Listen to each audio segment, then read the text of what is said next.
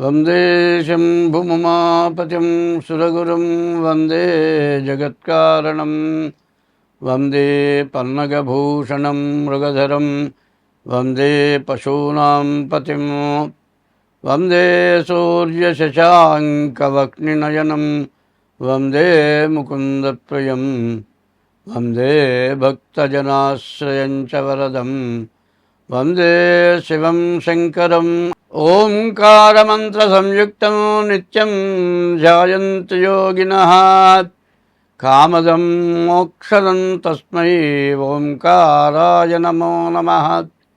నమస్తే దేవదేవేశ నమస్తే పరమేశ్వర నమస్తే వృషభారూఢ నకారాయ నమో నమః.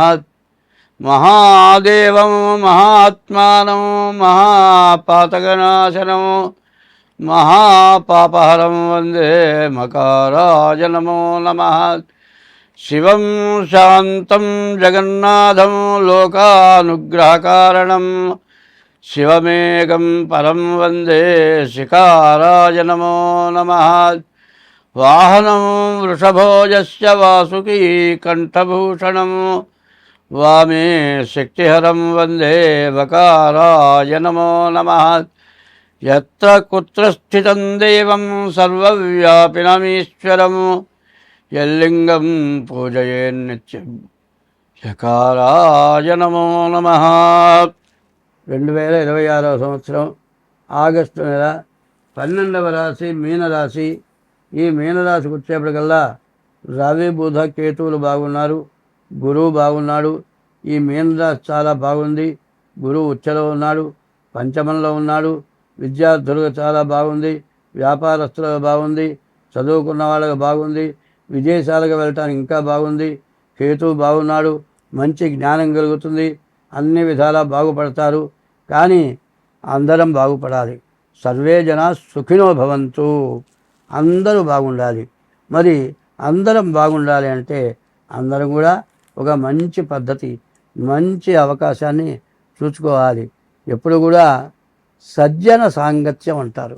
ఈ సజ్జన సాంగత్యం ఎక్కడ? గుళ్ళల్లో కొంతమంది మరి కూర్చుంటారు, కూర్చొని మంచి విషయాలు చెప్తారు. దానికి ఒక టైం పెట్టుకోవాలి.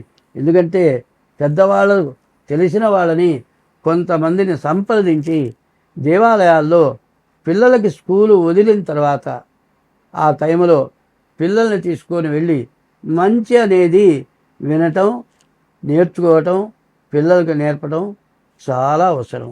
ఇవాళ సుమతి శతకం, కృష్ణ శతకం, దాశరథి శతకం, నరసింహ శతకం, కుమారి శతకం, కుమార శతకం, ఇట్లాంటి శతకాలు ఎంతో మంచిని నేర్పేవి.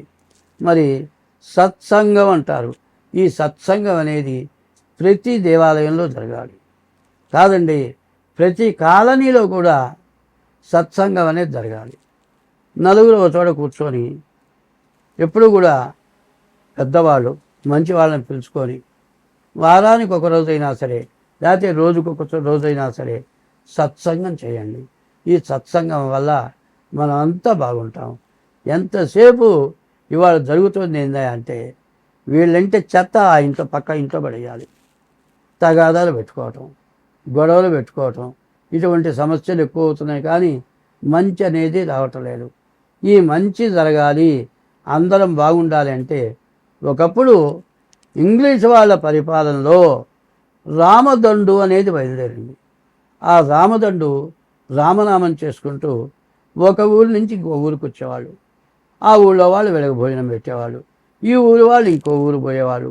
ఇట్లా రామనామం చేస్తూ కొంతమంది పండితులైన వాళ్ళు, విద్వాంసులైన వాళ్ళు, జ్ఞానం గల వాళ్ళని పోగు చేసి మరి కాంగ్రెస్ అనేది సృష్టించి ఇంగ్లీష్ వాళ్ళని పారద్రోలి స్వతంత్రం తెచ్చారు. ఇవాళ స్వతంత్రం పోయి అస్వతంత్రం వచ్చి మన జాతి ఔన్నత్యం పోయి మరి ఇంగ్లీష్ వాళ్ళ డ్రెస్సులు, ఇంగ్లీష్ వాళ్ళ అలవాట్లు, మరి వస్త్రధారణ మారిపోయింది, మనుషుల యొక్క భాష మారిపోయింది, మనుషుల యొక్క స్వభావాలు మారిపోయినాయి. ఇది ఎవరికి నష్టం? ఇది బాగా ఆలోచించండి. నేను విమర్శగా చేసేది. మీరు వస్త్రధారణ ఏదైనా చేయండి. నేను చెప్పబోయేది ఒకటే మాట, ఎప్పుడు కూడా సత్సంగం, మంచి విషయాలు. నేను విడిగా చెప్పటానికి ఎవరు కూడా ఇష్టపడే పరిస్థితుల్లో లేరు కాబట్టి ఈ జ్యోతిష్య భాగంలోనే ఇట్లాంటి మంచి మాటలు కలిపి చెబుతూ ఉన్నా.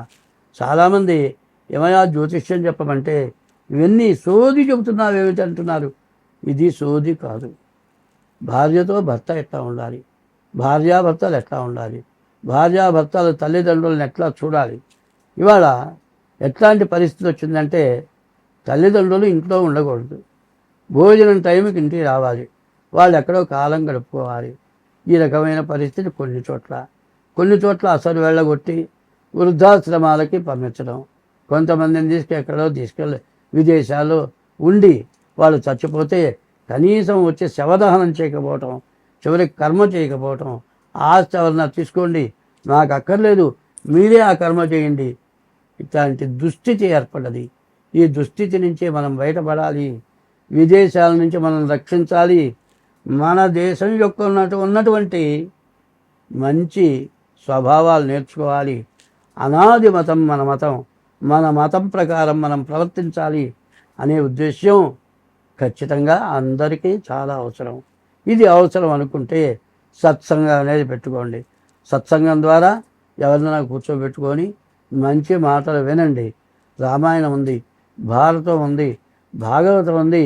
ఇన్నిటి సారం కూడా చిన్న మాటలతో చెబుతూ ఉన్నాను. దీన్ని మీరు అనుభవంలో తెచ్చుకొని మీరు జాగ్రత్త పడండి. కాదండి మీ జాతకాలు చెప్పాలి అంటే మీ డేట్ ఆఫ్ బర్త్ ద్వారా మీ జాతకాలు నేను చెప్పగలను. అర్థ సామర్థ్యం ద్వారా కూడా మీ జాతకం చెప్పగలను. నాకు 80 సంవత్సరాల వయస్సు, 60 సంవత్సరాల నుంచి దీంట్లో నాకు అనుభవం ఉంది. మీకు అట్లా కావాలంటే నా పేరు పంగులూరి లక్ష్మీనారాయణ. మరి నా ఫోన్ నెంబర్ 6300061241, తర్వాత 7801071946. ఈ 2 నెంబర్లకి ఏ నెంబర్కైనా ఫోను చేసి తగిన ఫీజు చెల్లించి మీ జాతకాలు చెప్పించుకుంటే చెప్పడానికి సిద్ధంగా, మీ మంచి కోరటానికి సిద్ధంగా ఉంటాను. స్వస్తి. ఒకటి కన్యాదానం, ఒకటి ఇటువంటి దానాలు విశేషమైన పుణ్యఫలాలను ఇచ్చేటువంటి దానాలు. కానీ ఇటువంటి దానాలు ఎవరు చేయటలేదు. దానాలు చేయకపోగా అందమైన ఆడపిల్లని హింసించటం, కనీసం 10 సంవత్సరాల లోపల పిల్లల్ని కూడా చెడగొట్టడం, ఇట్లాంటి మహాపాపమైన పనులు చేయటం వల్ల ఏలినాటి శనిలో ఎంత పుణ్యం చేసినా, ఎంత గ్రహశాంతులు చేసినా ఆ 7 సంవత్సరాల 6 మాసాల లోపల పడరాని కష్టాలన్నీ పడి చివరికి బతికి బయటపడతావా అన్నంత పరిస్థితి బాగా కనపడుతూ ఉన్నది. కాబట్టి ఈ మేషరాశి వాళ్ళు ఎంతో జాగ్రత్త పడి ముందుగా మీ డేట్ ఆఫ్ బర్త్ ద్వారా జాతకం చెప్పించుకోవడం చాలా అవసరం. మీకు ఇప్పుడు డబ్బులు వస్తాయి, డబ్బు బాగా సంపాదిస్తారు.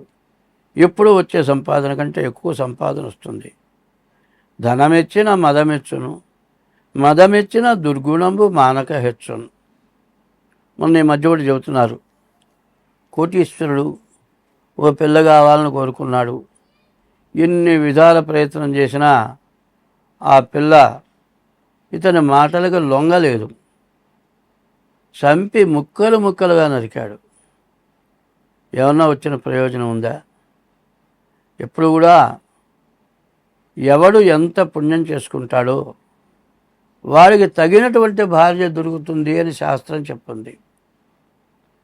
ఏమిటంటే ఒక గుడ్డ కొనుక్కొని కొన్నాళ్ల పాటు కట్టుకొని ఆ గుడ్డ రంగు పోయిందనో చిరిగిందనో అవతల బారేసి వేరే గుడ్డ కొనుక్కుంటారు. కొత్త గుడ్డ కట్టుకుంటారు, పాత గుడ్డ పారేస్తారు. ఇవాళ ఆడ మనిషి అంటే అందం ఉన్నంతకాలం అనుభవించి తరువాత ఆ ఆడ మనిషిని వదిలిపెట్టడం, పరస్త్రీ వ్యామోహం కలగటం, ఇటువంటి దుర్గుణాల వల్ల మన భారతదేశం, మన హిందూ మతం అనాది మతం. ఈ అనాది మతంలో ఇటువంటి పనులు జరగటం లేదు. ఇంతకుముందు ఎప్పుడూ జరగలేదు. ఒక మగవాడికి ఒక్కతే భార్య, ఒక ఆడ మనిషికి ఒక్కడే భర్త. ఈ విధమైన పద్ధతులు అనాది మతం నుంచి గృహస్థాశ్రమ ధర్మం ఉంది. ఆ ధర్మాన్ని తప్పి సంచరించడం చేత అనేక రకాలైన బాధలు. ఈ సంవత్సరం పరాభవనామ సంవత్సరం. ఎవడు ఏ తప్పుడు పని చేస్తాడో వాడికి తగిన పరాభవం తప్పదు. కాబట్టి ఈ మేషరాశి వాళ్ళు, ఎందుకంటే ఇది గోచారం, ఈ గోచారం 25 వంతులే జరుగుతుంది. మిగతా 75 వంతులు పుట్టిన తారీఖు, నెల, సంవత్సరం, టైము దాని మీద జరుగుతుంది. కాబట్టి డేట్ ఆఫ్ బర్త్ ద్వారా మీ జాతకం చూపించుకోవటం, అట్లా డేట్ ఆఫ్ బర్త్ లేకపోతే హస్త సాముద్రిక ద్వారా మీ జాతకం చూపించుకొని దానికి ఎటువంటి దోషాలుంటే దానికి తగిన శాంతి చేసుకోవటం చాలా అవసరం. స్వస్తి.